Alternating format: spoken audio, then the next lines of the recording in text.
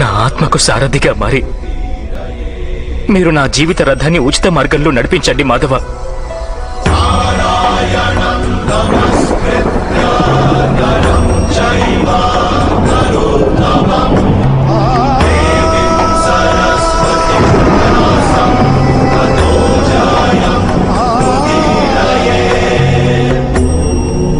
నేనేమి తెలుసుకుంటే నా దౌర్బల్యాన్ని వదిలిపెట్టగలనో చెప్పండి.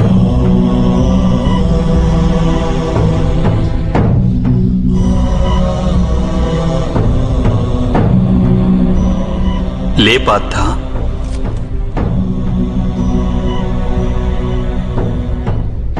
శ్రద్ధగా విను. జీవిత రహస్యాన్ని తెలుసుకో. లోకం యొక్క వాస్తవిక రూపాన్ని అర్థం చేసుకో. గంగా ప్రవాహంలో పిడికిలిని ముంచి వెలికి తీసినచో నీకు ఏదీ ప్రాప్తించదు. కాని అరచేతులతో దోసిలి పట్టి గంగా ప్రవాహంలో ముంచితే ఆ గంగా జలంతో నీ జీవితం పావనమవుతుంది. పరబ్రహ్మం విభాజన చెంది పురుషుడు ప్రకృతి ఉద్భవించాయి. అప్పుడు పురుషుడు అంటే పరమాత్ముని అంశ ఆత్మగా మారి ప్రకృతిలోని ప్రతి వస్తువులోనూ నివసించడం జరిగింది. ఆ ఆత్మను మోహం, అంధకారం ఆవరించాయి పార్థ. ఆ మోహ నిద్ర నుండి జాగృతమై తనని తాను పరమాత్ముని అంశగా తెలుసుకోవడమే ఆత్మ యొక్క కర్తవ్యం, ఉద్దేశ్యం. అదే జీవన కార్యం. కాని మాధవ, ఒకవేళ ప్రతి ఆత్మ పరమాత్మ అంశ అయితే మరి ఉన్నతి అధోగతి స్వయంగా పరమాత్మే చేస్తున్నాడా? బురదలో పడిన రత్నం ఏ విధంగా ప్రకాశించదో అదే విధంగా ప్రకృతిలోని 24 పదార్థాల నుండి వేరైన ఆత్మ అది ఒక పరమాత్మ అంశే అనే సత్యాన్ని విస్మరిస్తుంది. ఆత్మలు ఎక్కువ శాతం తమ దేహాన్నే సర్వస్వంగా భావిస్తాయి. తాము దేహానికి భిన్నమని అవి తెలుసుకోలేకపోతాయి. శరీరానికి కలిగే సుఖం, దుఃఖం, రుచి, వాసన ఇత్యాది అనుభవాలను అవి తమ అనుభవాలని భావిస్తుంటాయి. అసలు మార్పు కోసం ప్రయత్నం కూడా చేయవు.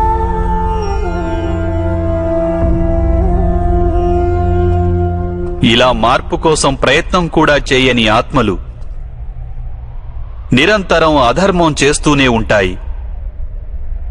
వాటిని జాగృతం చేసేందుకు దండన విధించడం అనివార్యం.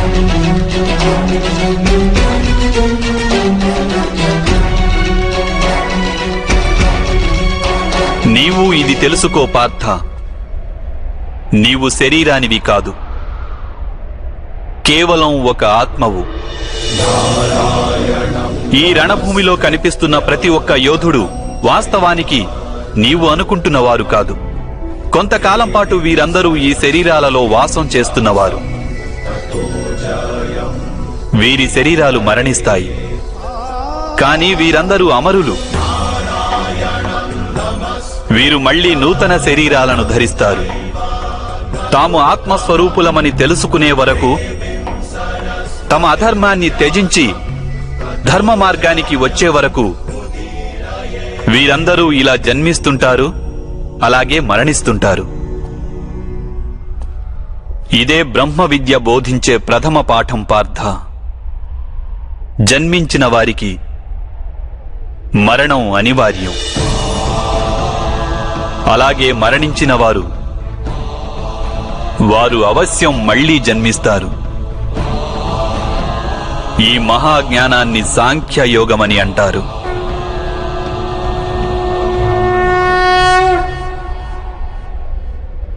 ధర్మం అధర్మం అంటే ఏమిటి మాధవ?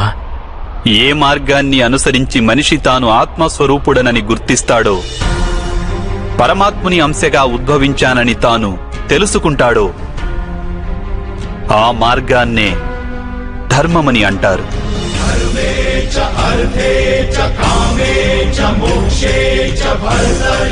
ఎప్పుడు మనిషి తనను తాను పరమాత్మ స్వరూపునిగా అర్థం చేసుకుంటాడో అప్పుడు సృష్టియే పరమాత్మయని, పరమాత్మయే సృష్టి అని వానికి అనుభవగతం కాగలదు. సృష్టికి పరమాత్మకు ఏ భేదమూ లేదు.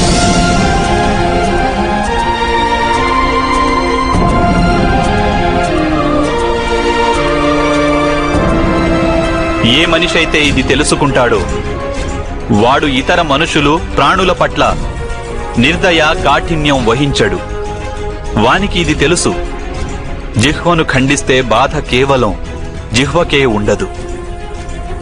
దాని అనుభూతి శరీరమంతటికీ ఉంటుంది. అదేవిధంగా ఒక మనిషికి బాధ కలిగితే సమస్త లోకము ఆ బాధను అనుభవించి తీరుతుంది. ఈ లోకంలో ఏ ఒక్క మనిషి బాధను అనుభవిస్తున్నా ఈ ప్రపంచంలో ఏ ఒక్కరూ సంపూర్ణ సుఖాన్ని అనుభవించలేరు. కరుణతో నిండిన మనస్సు ఏ కార్యమైతే చేయాలనుకుంటుందో దానినే ధర్మమంటారు. అంటే అధర్మం అనేది అజ్ఞానానికి మారుపేరా? అయితే మరి అజ్ఞానుల పట్ల దయ చూపడం అవసరం కదా? దండించడంలో అర్థం ఏమిటి?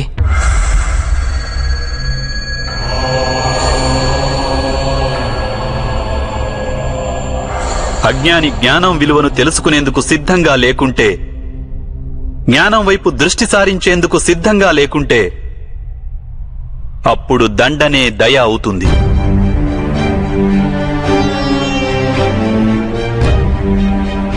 వాని పట్లనే కాదు, ఇతరుల పట్ల కూడా అవుతుంది.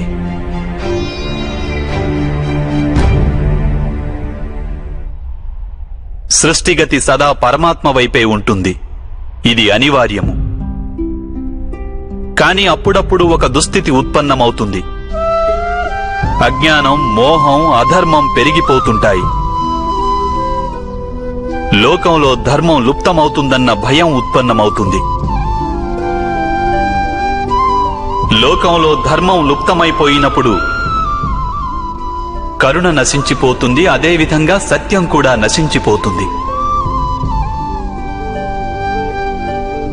రానున్న తరాలకు ధర్మం ప్రాప్తించాలంటే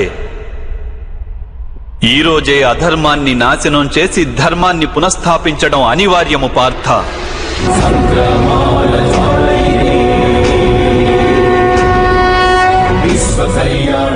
ఈ పరిస్థితి అటువంటిదే పార్థ. ఇక ధర్మ సంస్థాపన చేసే కర్తవ్యం కేవలం నీదే. కనుక దౌర్బల్యాన్ని త్యజించు. ఇకనైనా యుద్ధం చేసేందుకు సిద్ధంగా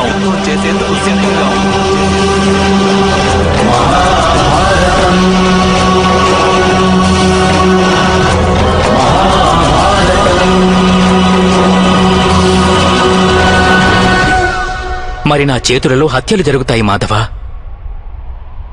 నా కారణంగా ఇంకొకరి ప్రాణాలు పోతే నాలో ఉన్న కరుణ నశించినట్లు కాదా మాధవ? అయినా ఒకవేళ ధర్మానికి ఆధారం కరుణ అయితే మరి నా ఆత్మకు కర్మబంధం ఏర్పడదా?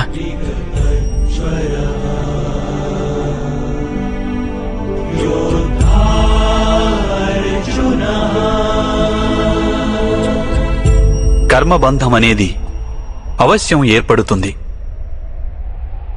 కాని కార్యబంధం ఏర్పడే అవకాశం లేదు పార్థ. నీవు కర్మకు, కార్యానికి మధ్య ఉన్న భేదమేమిటో తెలుసుకోవడం అవసరం. అన్ని కర్మలు కార్యాలే, కాని అన్ని కార్యాలు కర్మలు కావు. కర్మ అనే కార్యమేమిటంటే దానికి ఫలితం అనే ఆశ తోడై ఉంటుంది. మనిషి ఎప్పుడూ సుఖానికై, సంపదకై, ప్రశంసకై ఆశించి కనుక ఒక కార్యం చేస్తే వాడు ఆ కార్య ఫలితానికి బద్ధుడవుతాడు. ఎప్పుడైతే కర్మను, ఫలితాన్ని ఆశించి చేస్తారో దానిని సకామ కర్మయోగం అంటారు. ఎప్పుడైతే కర్మను, ఫలితాన్ని ఆశించకుండా చేస్తారో దానిని నిష్కామ కర్మయోగం అంటారు. ఈ కారణంగానే మనిషి మళ్లీ మళ్లీ జన్మించవలసి వస్తుంది. వాస్తవానికి మనిషిని ఏ కర్మ బంధించదు.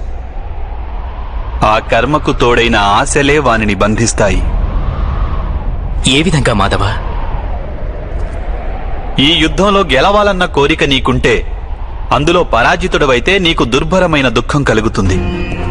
ఆ దుఃఖం నీ చేత ఇతర కార్యాలు చేయిస్తుంది. దానివలన నీవు మళ్లీ జన్మించవలసి వస్తుంది.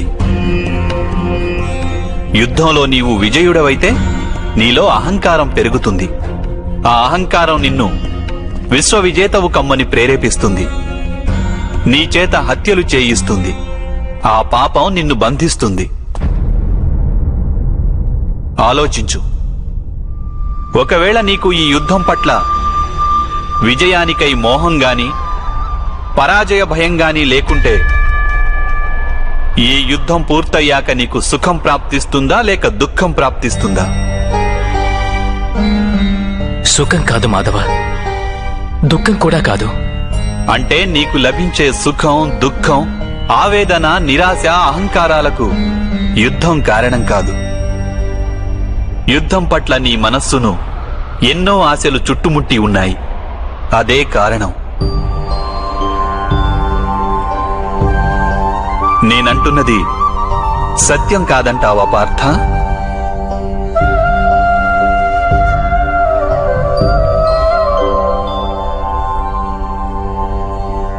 సుఖ దుఃఖే సమే కృత్వా లాభాలాభౌ జయాజయౌ తతో యుద్ధాయ యుజ్యస్వ నైవం పాప మవాప్స్యసి. అంటే సుఖ దుఃఖాలను సమానంగా భావించి లాభం, హాని, జయాపజయాల గురించి ఆలోచించకుండా నీవు యుద్ధం చేస్తే కౌంతేయ, నీవప్పుడు పాపంలో భాగస్థుడవు కాబోవు. దీనినే కర్మయోగం అంటారు. కాని మాధవ, ఒకవేళ కార్యబంధం నిశ్చితమైతే లౌకిక జీవితాన్ని విడిచి సన్యాసం తీసుకోవడం ఉచితం కాదా? ఈ ఆలోచన పర్యవసానంగానే ఈ రోజున యుద్ధం జరుగుతోంది పార్థ.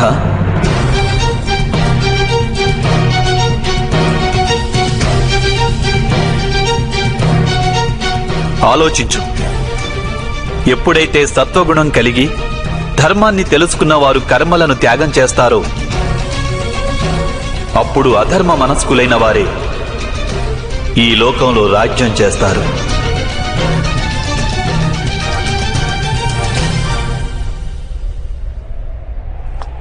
ఒకవేళ మహితాత్ములు లౌకిక జీవితాన్ని త్యజించి ఉండకుంటే ఈరోజు అధర్మం ఇంతగా పెరిగేది కాదు.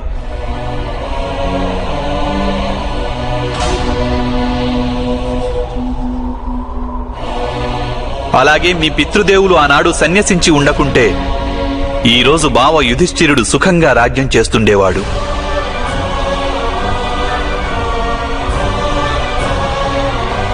అలాగే తన ప్రజలకు న్యాయం, ధర్మం గురించిన జ్ఞానాన్ని అందించేవాడు.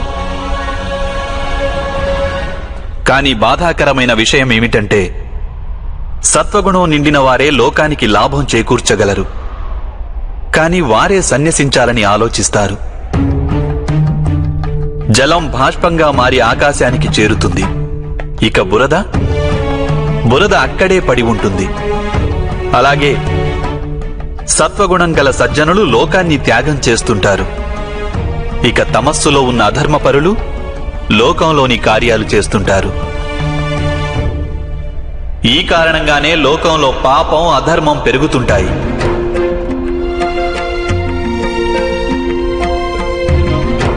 కాని కర్మయోగి విచిత్ర స్థితి నుండి యావత్ లోకానికి రక్షణనిస్తుంటాడు. కర్మయోగి కర్మ ఫలితాన్ని త్యాగం చేస్తాడు, కాని కర్మలను త్యాగం చేయడు. వాడు ఈ లోకంలోనే ఉంటాడు. సన్యాసి మాదిరిగా అన్ని కార్యాలను చేస్తుంటాడు, కాని వానిలో ఆపేక్ష ఉండదు. కర్మయోగికి తన సంతానం నుండి, స్వజనుల నుండి, తన ప్రజల నుండి ఎటువంటి ఆపేక్ష గాని, ఆశ గాని ఉండవు. స్వయంగా ఒక సన్యాసిగా అనుభూతి చెందుతాడు. కాని సమాజానికి సంసారి మాదిరిగా లాభం చేకూరుస్తాడు. మనిషి తన సంతానం సుఖంగా ఉండాలని శ్రమ పడతాడు మాధవ. సంతానం వలన సుఖపడాలన్న ఆపేక్ష ఎందుకు ఉండకూడదు? మనిషి తన సంతానం కోసం ఏది చేసినా అది వ్యాపారమా లేక ప్రేమ పార్థ? ప్రేమ మాధవ. మరి తాను చేసిన దానికి ప్రతిఫలం ఆశించడం ఎందుకు పార్థ? భవిష్యత్తులో లాభం కోసం వ్యాపారంలో ఎదురు చూస్తారు, ప్రేమలో కాదు. ఏ మనిషైతే తన సంతానం యొక్క ప్రవర్తనను తీర్చిదిద్ది సన్మార్గంలో నడుపుతాడో, తన సంతానానికి ప్రేమ ధర్మ సంస్కారాలను నేర్పుతాడో, అతని సంతానం కూడా ఆ మనిషికి ప్రేమ సంరక్షణను తప్పక అందిస్తారు.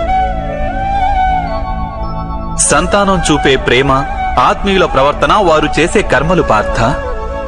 ఒకరికి మరొకరి కర్మలపై ఎటువంటి అధికారమూ ఉండదని తెలుసుకో. వారి నుండి ఏదైనా ఆశించి ఆపేక్షించి ప్రయోజనమేమిటి? దీనిని నీవు దీర్ఘంగా ఆలోచించి చూస్తే వెంటనే అర్థమయ్యేదేమిటంటే, జీవితంలో ఎవరైనా సరే ఏ విషయం గురించైనా సరే ఆశలు ఆపేక్షలు పెంచుకోవడం అనివార్యం కాదు. యావత్ సృష్టిలోనే పరమాత్ముడున్నాడు. మనిషి స్వయాన ఆ పరమాత్ముని అంశ. అప్పుడు లోకంలోని అన్ని పనులు ఆ పరమాత్ముడివే. స్వయంగా మనిషన్నవాడు ఏదీ చెయ్యలేడు. ఇదే కర్మయోగ మూల సిద్ధాంతం పార్థ.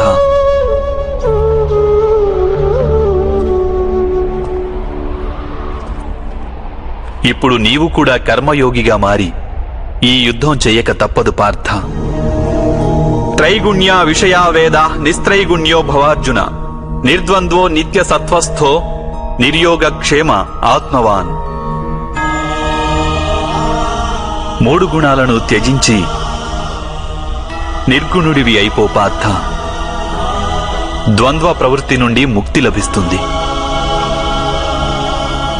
సత్వగుణంతో విరాజిల్లుతూ పరమాత్మునిపై మనస్సును లగ్నం చేసి నీ కర్తవ్యాన్ని నిర్వహిస్తూ ఉండు. నేను నా బుద్ధిని పరమాత్మపై స్థిరంగా ఉంచి కర్మయోగిగా మారేందుకు మార్గమేమిటి మాధవ? పార్థ, సాంఖ్యయోగం వలన మనిషి పరమాత్మను నిరంతరం స్మరిస్తూ ఉంటాడు. పరమాత్మను స్మరించడం వలన మనిషి మనసులో అంకిత భావం ఉత్పన్నమవుతుంది. అటువంటి భావాన్ని భక్తి అని అంటారు. భక్తి వలన మనిషికి సత్య అసత్యాల జ్ఞానం లభిస్తుంది.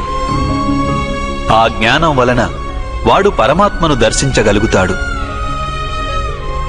అలా ఎవరైతే పరమాత్మను దర్శించగలుగుతారో వారే వాస్తవమైన కర్మయోగిగా మారగలరు. జన్మల పరంపర నుండి విముక్తి చెంది మోక్షాన్ని పొందగలుగుతారు. ఆత్మలన్నింటికీ అంతిమ లక్ష్యం అదే. ధర్మం యొక్క అంతిమ చరణం కూడా అదే. కానీ నేను పరమాత్మను దర్శించకుండా అంకిత భావం ఎలా వ్యక్తం చేయగలను మాధవ? ఈ సృష్టియే పరమాత్మ, పరమాత్మయే సర్వస్వం. పరమాత్మ కానిదంటూ ఇంకేమీ లేదు. ఎవరు తమ ఆత్మను దర్శించగలుగుతారో వారే పరమాత్మను దర్శించగలుగుతారు. ఏ విధంగా ఉప్పులోని ఒక కణానికున్న రుచి మహాసముద్రపు నీటి రుచికి భిన్నమైనది కాదో, అదేవిధంగా నీ ఆత్మను నీవు దర్శించడం పరమాత్మ దర్శనానికి భిన్నమైనది కాదు.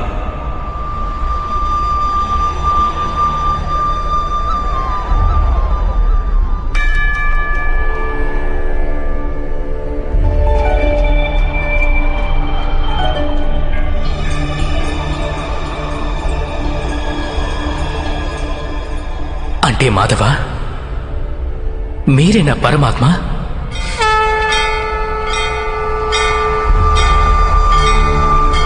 అవును పార్థ, నేను పరమాత్మను. నీవు కూడా పరమాత్మవే పార్థ. కానీ నీవు ఇప్పటికీ జాగృతం కాలేదు. నేను ఈ రహస్యాన్ని తెలుసుకున్నాను. ధర్మస్య తదాత్మానం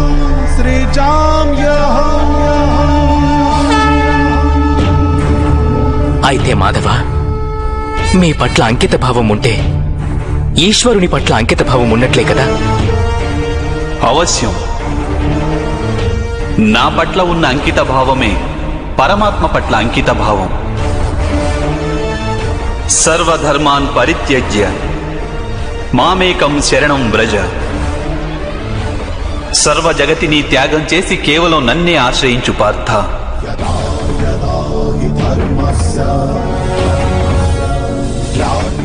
ఈ సకల లోకాన్ని నేనే. నేను ఈ లోకంలోని ప్రతి ఒక్క అణువును. నేనే సూర్యుడిని, నేనే చంద్రుడిని.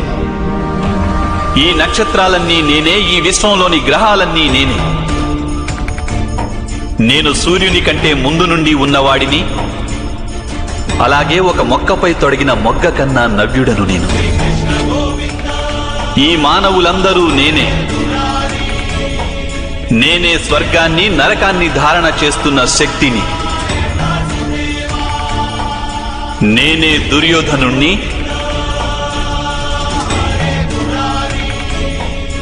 అలాగే అర్జునుడిని కూడా నేనే.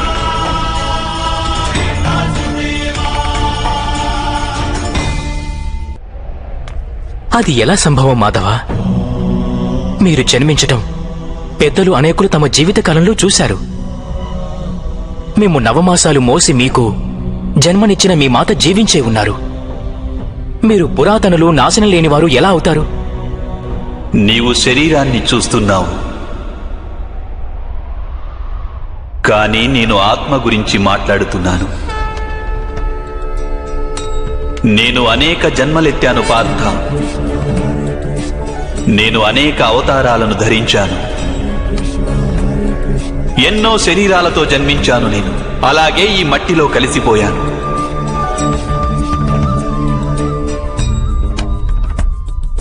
ఇక ముందు కూడా నేను పదే పదే జన్మిస్తుంటాను.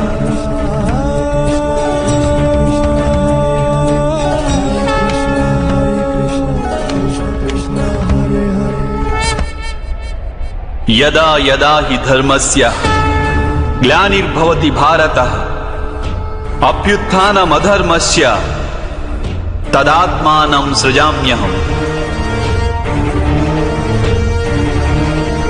పరిత్రాణాయ సాధూనాం వినాశాయ చ దుష్కృతాం ధర్మ సంస్థాపనార్థాయ సంభవామి యుగే యుగే.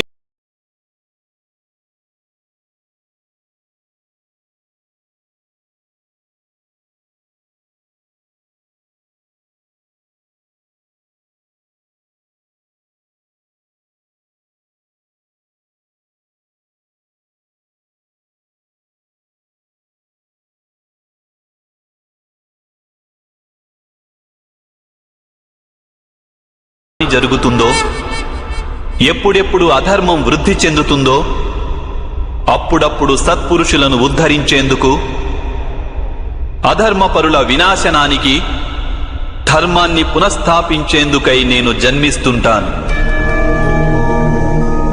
ఇది ప్రతి యుగంలోనూ జరుగుతూ వచ్చింది. అలాగే ఇక ముందు కూడా జరుగుతూనే ఉంటుంది. నేనే నాశనం లేని పరమాత్మను. నేనే మత్స్యావతారాన్ని, నేనే వామనావతారాన్ని,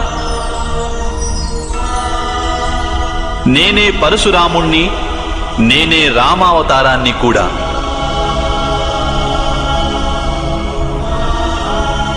నేనే బ్రహ్మ విష్ణు మహేశ్వరులను, నేనే సరస్వతి లక్ష్మి పార్వతిని కూడా.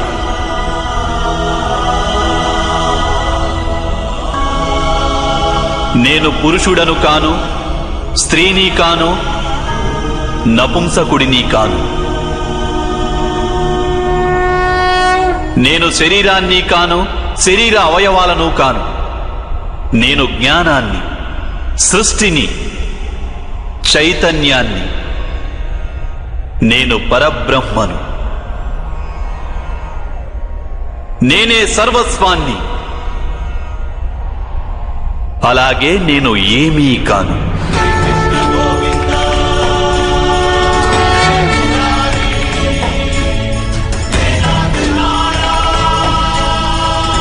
ఈ విధంగా ప్రతి యుగంలోనూ జరిగింది. అలాగే ఇక ముందు కూడా జరుగుతూనే ఉంటుంది.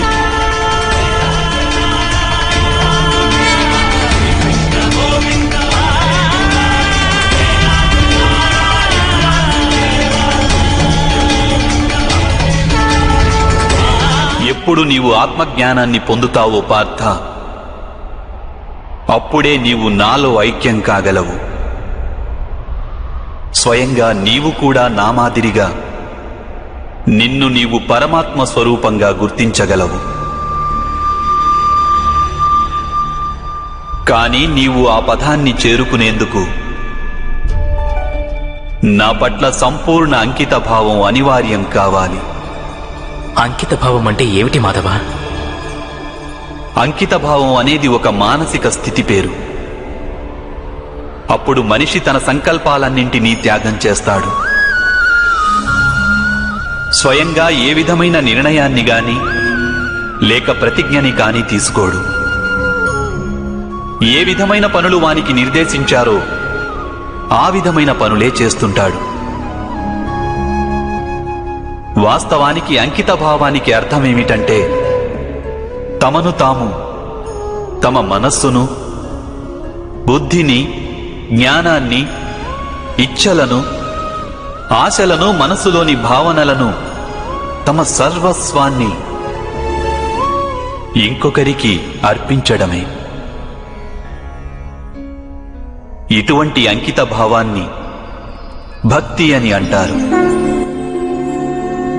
భక్తితో కొలవడం అంటే ఏమిటి మాధవ? అంకిత భావమే భక్తి కాదా? కాదు పార్థ, అంకిత భావం భక్తిలో మొదటి అడుగు మాత్రమే. వాస్తవానికి భక్తి అనేది ఒక కార్యం వంటిది కాదు. అది ఒక మనస్థితిని సూచిస్తుంది. నిత్య జీవితంలో మనిషి జపతపాలు, యజ్ఞయాగాలు, యమనియమాలు, యోగం, స్వాధ్యాయం అనే మాధ్యమాలతో తన అంతరంగాన్ని శుద్ధి చేసుకుని పరమాత్మ పట్ల అంకిత భావంతో ఉండాలి. మనిషి తాను చేసే పనులను, తన కర్మల ఫలితాన్ని, జీవితంలోని ఉచ్ఛ్వాస నిశ్వాసాలను పరమాత్మకు సమర్పిస్తూ ఉండాలి.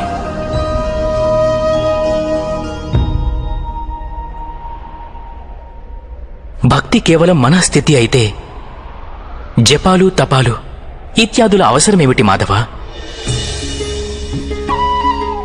ఈరోజు శుభ్రం చేసిన పాత్ర ఎలా మళ్లీ మలినమవుతుందో అదేవిధంగా మనిషి మనస్సు పదే పదే పరమాత్మకు విముఖమైపోతుంటుంది. అందుకే అవి అవసరం. ఈ జపతపాలు, స్వాధ్యాయం ఇత్యాదుల మాధ్యమం ద్వారా మనిషి నిరంతరం తన జీవితాన్ని ఆ పరమాత్మకే అంకితం చేశానని గుర్తు చేసుకుంటాడు. ఏ ఒడ్డున మునక వేయాలన్నది ఇక్కడ ముఖ్యం కాదు. ఇక్కడ ముఖ్యమైనది మునక వేయడం. భక్తి యోగ సారం ఒక్కటే పార్థ. మనిషి పరమాత్మకు తన జీవితాన్ని అర్పణ చేసి పరమాత్మను భక్తితో కొలుస్తుండాలి. అలాగే సత్వగుణమనే సంపదను పదిలంగా దాచుకోవాలి. సత్వగుణ సంపద అని దేనిని అంటారు మాధవ? అహింస, సత్యం, క్రోధస్త్యాగ, శాంతి, పైశునం, దయా, భూతేష్వలోలత్వ, మార్ధవం, హ్రీరచాపలం, తేజ, క్షమాధృతి, అనిత భవంతి సంపదం దైవీం అభిజాతస్య భారత.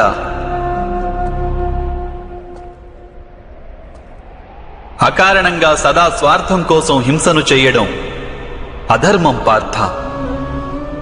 వాస్తవానికి అహింసయే పరమధర్మము. అహింసతో పాటు సత్యం, క్రోధం వహించకుండడం, త్యాగం, మనశ్శాంతి, నిందించకుండడం, దయాభావం, సుఖానికి ఆకర్షితుడు కాకుండడం, అకారణంగా ఏ కార్యము చేయకుండడం, తేజం, క్షమ, ధైర్యం, శరీర శుభ్రత, ధర్మానికి ద్రోహం చేయకుండడం, అహంకారం లేకుండా ఉండడం, ఈ గుణాలన్నింటినీ సత్వగుణ సంపద లేక దైవీక సంపదలని అంటారు. వీటి వలననే మనిషి పరమాత్మను అంటే నన్ను భక్తితో కొలుస్తాడు, తన జీవిత కర్తవ్యాన్ని నిర్వహిస్తాడు, ధర్మ సంస్థాపన చేయగలడు, అలాగే కర్మఫలానికై ఆశను త్యాగం చేసి జీవిస్తాడు. వానికి నేను నిస్సందేహంగా ఈ జన్మలో ఆనందాన్ని అందిస్తాను, మరణించిన పిమ్మట వానిని నాలో ఐక్యం చేసుకుంటాను.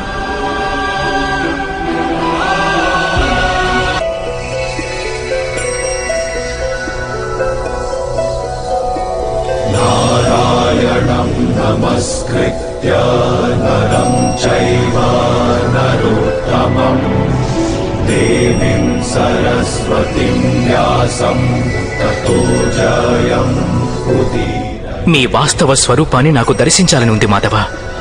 నారాయణం నమస్కృత్య తమరి శక్తి, తమ జ్ఞానం, తేజం, ఐశ్వర్యంతో కూడిన పరమాత్మ స్వరూపాన్ని ప్రత్యక్షంగా దర్శించాలని ఉంది మాధవ. ఆద్యంతాలు లేని మీ స్వరూపాన్ని నాకు దర్శనమివ్వండి మాధవ. నా మనస్సులోని సందేహాలన్నింటినీ తొలగించండి.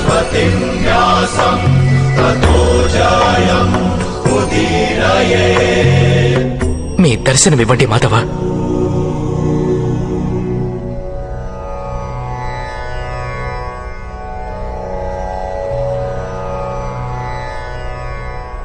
దర్శించు పార్థ.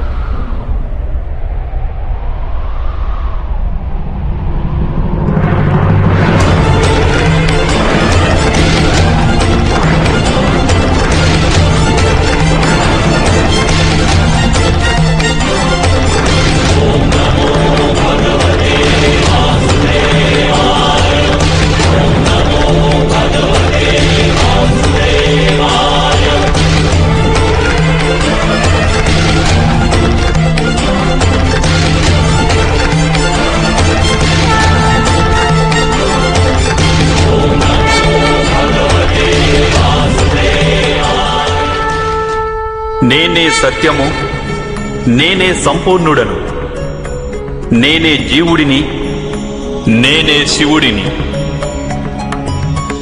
అక్షరాలలో అకారాన్ని, వేదాలలో సామవేదాన్ని, దేవతలలో ఇంద్రుడిని, ప్రాణులలోని చైతన్యాన్ని, యక్షులలో కుబేరుడిని, రుద్రులలో శంకరుడిని, వసువులలో అగ్నిని, పర్వతాలలో సుమేరుడిని, అలాగే ఋషులలో భృగువును, ధ్వనులలో ఓంకారాన్ని, యజ్ఞాలలో జపాన్ని, వృక్షాలలో అశ్వత్థ వృక్షాన్ని, బుద్ధిలోని స్మృతి, మేధ, ధృతి, అలాగే క్షమ నేనే అయి ఉన్నాను. కీర్తిని నేనై ఉన్నాను. గంధర్వులలో చిత్రరథుడను, దేవర్షులలో నారదుడిని, నేను మునులలో కపిలుడిని. అశ్వములలో ఉచ్చైశ్వాన్ని, ఏనుగులలో ఐరావతాన్ని, పశువులలో సింహాన్ని, పక్షులలో గరుడుణ్ణి, మనుష్యులలో రారాజును, శస్త్రాలలో వజ్రాన్ని, గోవులలో కామధేనువును, సర్పాలలో వాసుకిని, శేషనాగును, యమరాజును, వరుణదేవుడిని, అలాగే వాయువును కూడా నేనే అయి ఉన్నాను. శ్రీరామచంద్రుడిని, పవిత్ర గంగా నదిని, సృష్టిలో ఆది మధ్యాంతములను నేనే అయి ఉన్నాను. బ్రహ్మ విద్యను, మహాకాలుడిని, అలాగే బ్రహ్మను, ప్రభావాన్ని, విజయాన్ని, సత్వాన్ని, నిశ్చయుడిని, దండన, శక్తి, నీతి, మౌనం, అలాగే తత్వజ్ఞానాన్ని కూడా నేనే అయి ఉన్నాను. వాసుదేవుడను, అర్జునుడను, వేదవ్యాసుడను, నేను కానిదంటూ వేరొకటి లేనే లేదు. విశ్వంలో నేను లేని స్థానం అన్నది ఏదీ లేదు. నేనే కాలాన్ని, అలాగే నేనే జీవితాన్ని, మృత్యువును కూడా. ఇక్కడికి వచ్చిన వీరందరికీ మృత్యువుగా మారి నిలిచి ఉన్నాను.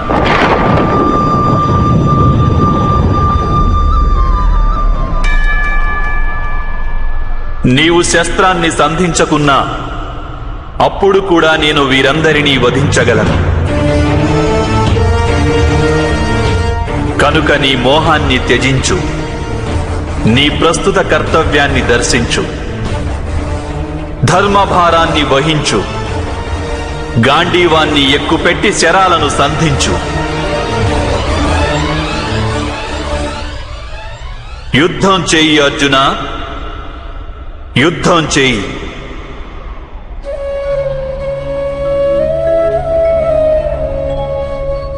హే మాధవ, హే మధుసూదన, ఈరోజు నా మనసులోని సందేహాలన్నీ నశించాయి. కృపతో మీరు మనుష్య రూపాన్ని ధరించండి.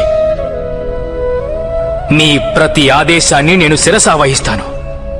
కరిష్యే వచనం తవ.